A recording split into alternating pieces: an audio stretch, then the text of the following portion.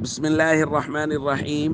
عن نبيشة رضي الله تعالى عنه قال قال رسول الله صلى الله تعالى عليه وسلم أيام التشريق أيام أكل وشرب رواہ مسلم.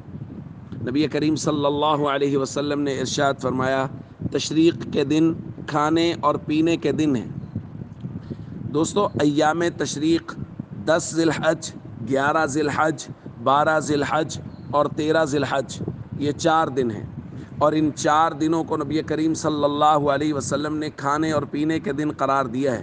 حضرت عبداللہ بن حذافہ رضی اللہ تعالیٰ عنہ فرماتے ہیں نبی کریم صلی اللہ علیہ وسلم نے مجھے حکم فرمایا کہ سواری پر سوار ہو جاؤ اور لوگوں میں باآواز بلند یہ اعلان کرو لا یصومن احد، کوئی بھی شخص ایام تشریق میں روزے نہ رکھے، فإنها ایام اکل و شرب، کیونکہ یہ اللہ کی طرف سے کھانے اور پینے کے دن ہیں.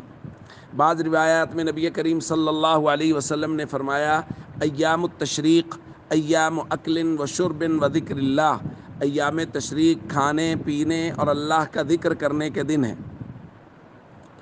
تو دوستو ان دنوں میں اللہ کا ذکر کرنا چاہیے اور اپنی طبیعت کے مطابق گوشت کا استعمال کرنا چاہیے کہ ان 4 دنوں کو نبی کریم صلی اللہ علیہ وسلم نے کھانے اور پینے کے دن قرار دیا ہے.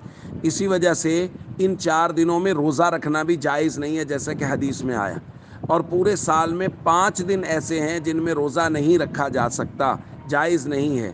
ایک یکم شوال یعنی عید الفطر کے دن، اور 4 دن یہ والے یعنی 10 ذی الحج، 11 ذی الحج، 12 ذی الحج اور 13 ذی الحج.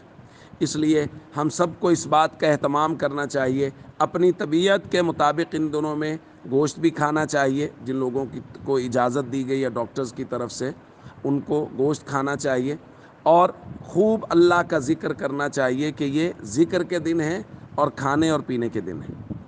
السلام علیکم ورحمۃ اللہ وبرکاتہ.